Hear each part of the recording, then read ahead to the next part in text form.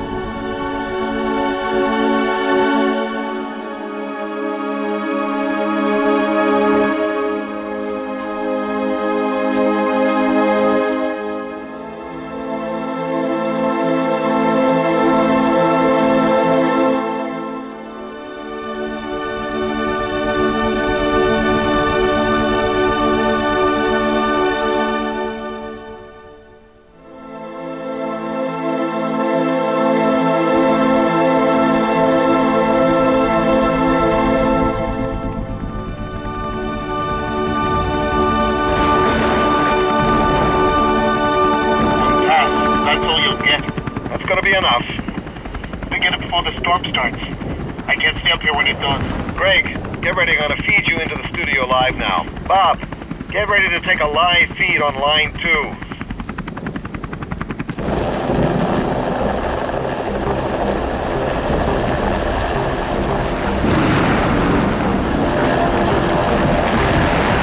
Hi, Teresa. Bob said the footage was great. He wanted to write some copy for Sheila on your way to the airport. No less for the wicked, huh? What? Never mind. Tell them I'll do it. You ladies usually know. I'm never late, Teresa. Come on, Michael. Bye, Teresa. Have a nice flight.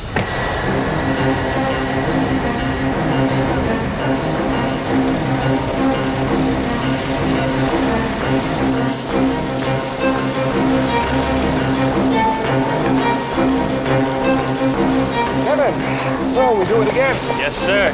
Listen, I want you to give this to Sheila. It's copy for tonight's news. I'll send it to the airport uplink. Okay. I thought you weren't going to make it, sir. I always make it, Kevin. Right. Good evening, ladies and gentlemen. Welcome. My name is to Michael the Greenspan. non-stop Thomas, service you beat me to it. Yeah. Please fasten your seatbelts and enjoy. I'm an investigative journalist, one of those guys you see on the evening news. Sometimes our efforts bring about long overdue changes. Other times, what we do is debatable. We seldom have answers. Our job is to raise the questions. Some stories put life and death on the line, and some touch something much deeper. Some would say much higher. It's a story like this that put me on tonight's flight to Tel Aviv. How I got here started with a phone call from an old friend.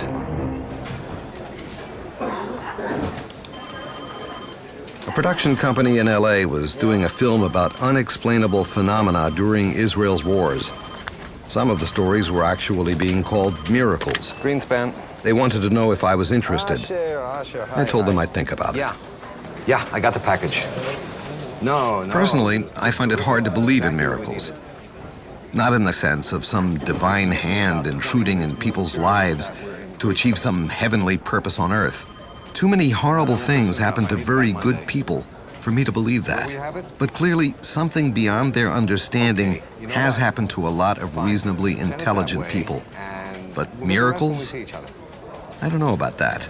Terrific. Okay. Yet I couldn't escape the possibility that this assignment might help me explain how my people managed to survive 2,000 years of exile and then build a nation out of almost nothing. If there are miracles, Israel itself has to be one. Born out of the ashes of the Holocaust, it was just one day old when it was attacked by 12 armies that the world fully expected would annihilate it. Israel didn't even have an army.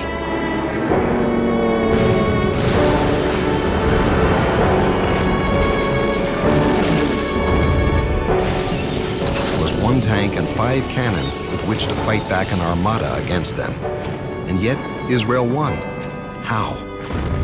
Every time Israel has been attacked, Pentagon and Kremlin leaders have declared defeat as inevitable.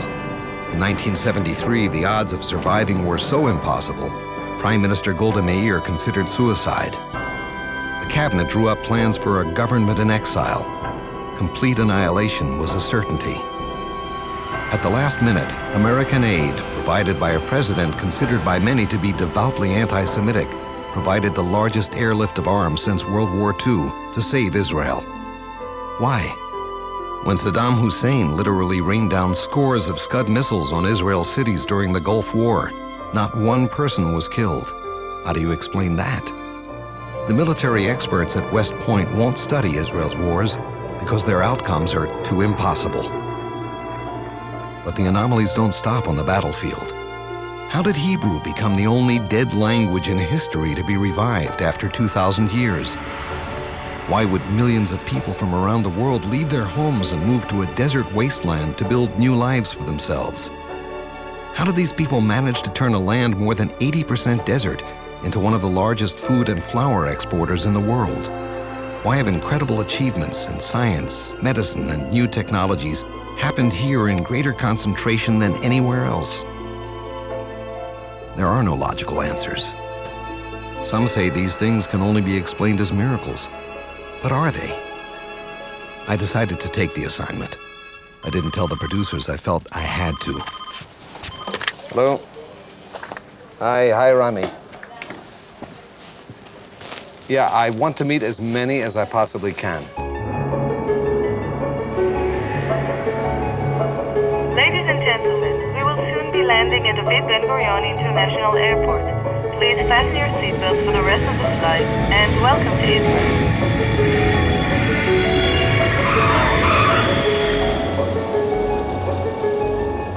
This isn't my first time in Israel. I'm in and out of here a lot, doing news stories for CNN, BBC, and lots of others. I'm certainly not religious, but there's a part of me that feels like I'm home when I'm here. The road from the airport to Jerusalem takes about 30 minutes. But once you reach the old city, it feels like you've been traveling for centuries. Jerusalem is 3,000 years old, holy to Jews, Muslims, and Christians. This is the city of David, where Solomon built the temple, where God said he would forever dwell and watch over his chosen people. Of all the places to look for miracles, it should be here.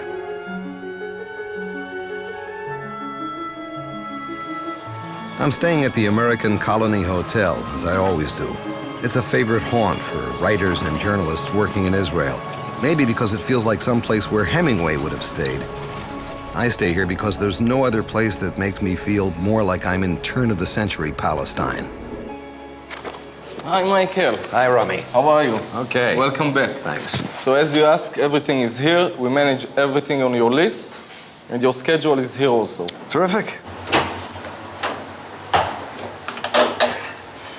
Room 6 of the American Colony Hotel. It is a wonderful place, but I won't have much time to enjoy it. I have just 12 days. 12 days to find the truth and tell this story, whatever it turns out to be. It's not enough time, but there never is. We begin tomorrow.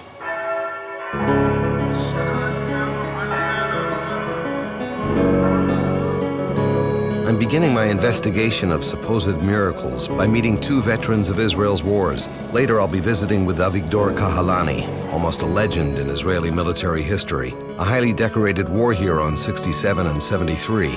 I'm told he has an amazing story of survival to tell me. But first, I'm driving up to the Golan Heights, a land of gently rolling hills and beautiful valleys that form the northern border between Israel and Syria. I'm going there to meet David Yaniv, a veteran tank commander in the 1973 Yom Kippur War. This must bring back a lot of memories for you being up here. I'll tell you something. This is such nostalgia for me, especially after so many years, just to walk in the same place where I used to be.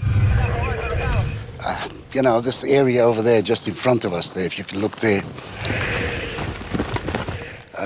We were on foot trying to find a way to get to this village.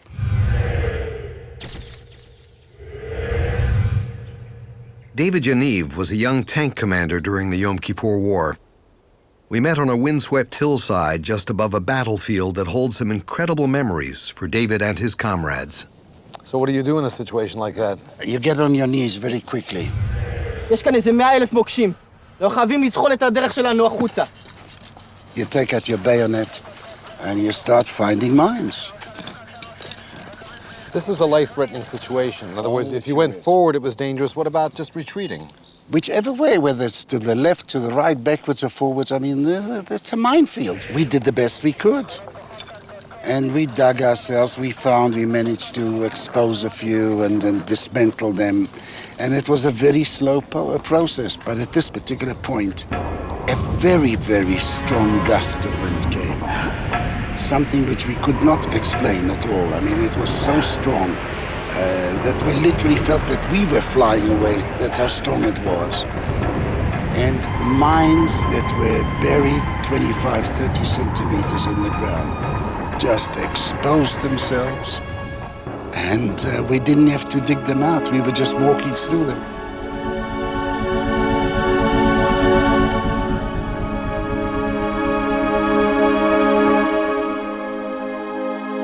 This was something I gather you hadn't seen the likes of before. No way did we see that. In fact, when we came back, nobody could understand that. And of course, we didn't think of it as a miraculous thing from God or anything. You know, we just thought, well, that was just a fluke, a wind that came, which we couldn't explain, and that was it.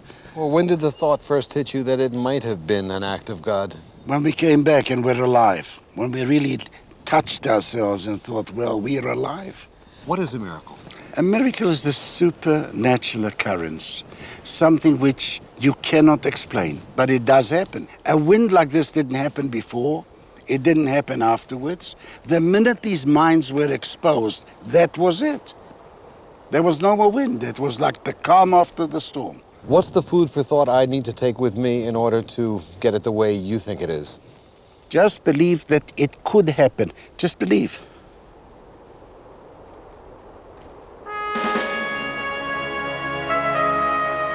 To many Israelis, there is no more powerful symbol of the struggle that Israel has endured to survive than this place, the Armored Corps Museum and Memorial at Latrun. But an equally powerful symbol of Israel's defiant struggle to survive is the man I'm going to meet today. Avigdor Kahalani is one of Israel's most famous war heroes. His personal story is legendary. Avigdor, tell me about your first war. The first time I fought in 67, in June. 67, a six-day war. I was a company commander. I had a mission to go to El Arish, it's the capital of the Sinai. נועה, אל העריש! הנה, שמעת מה שהמפקד אמר? תחנה הבאה אל הריש. כן, המפקד! What was about to happen to Avigdor Kahalani on the road to El Arish has become almost a legend in Israel's history, told to school children, remembered by almost anyone you meet on the street to whom you mention the name Kahalani.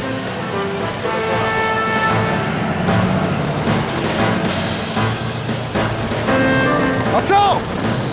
נהג עצור! נהג עצור! חדלש! חדלש! חדלש! ישראלים. עצור! יש טנקים מצריים בכיוון הזה! תודה, ביי. רבו! אוקיי, רפי, שמעת מה הוא אמר? נא להתקדם כולכם.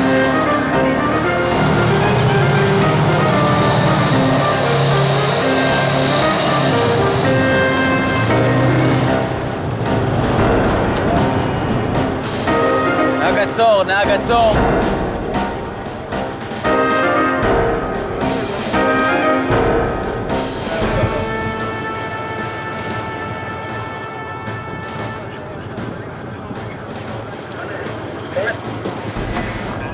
אף התחבס טנקים מצרים בכוונת.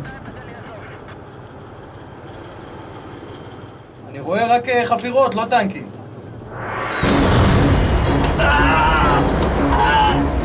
נפגענו! נפגענו! לצאת החוצה!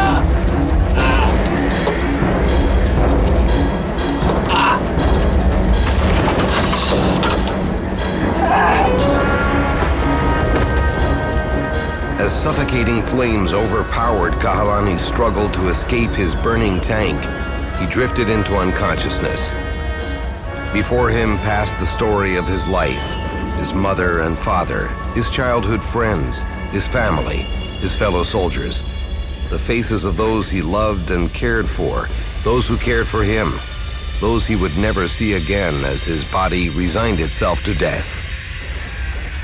Kahalani was suddenly, inexplicably filled with an overpowering desire to live. He summoned a strength he had never known. Avigdor Kahalani would not die this day.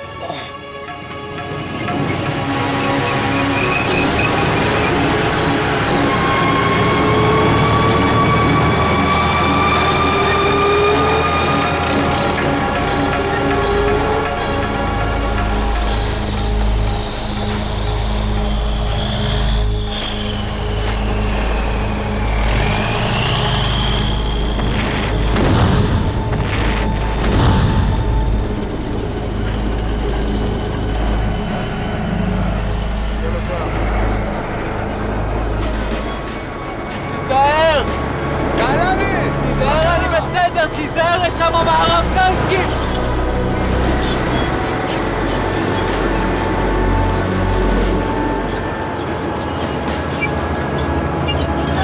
נהג, עצור! מהר.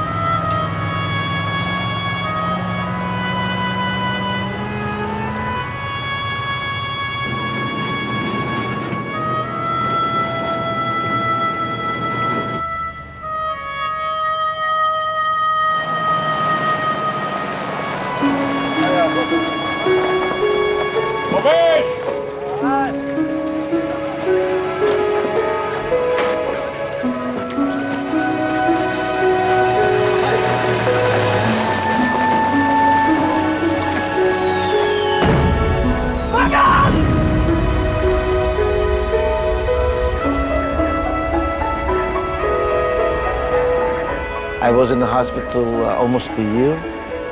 60% of my body was burned. I had 16 operations.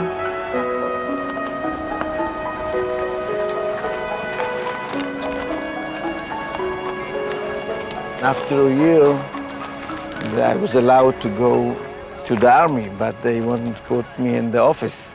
And I took the paper, and they wrote my medical profile 31. And in Israel, the maximum is 97.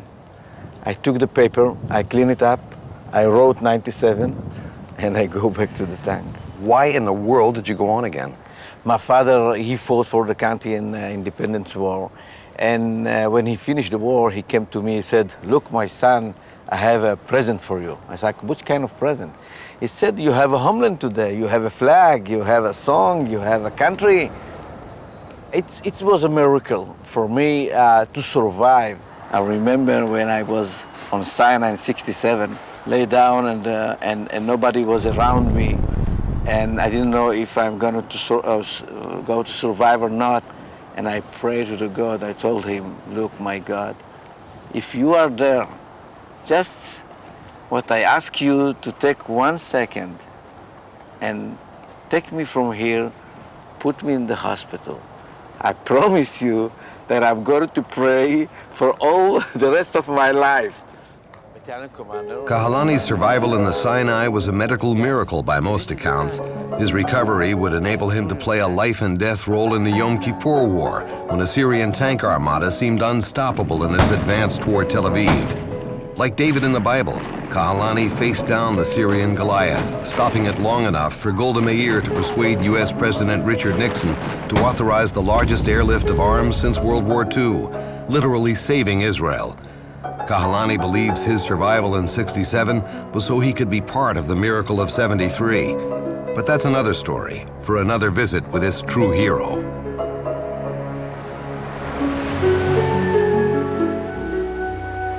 Is there an unseen force at work here? Could there be a divine hand watching over this ancient land and its modern people? Miracles?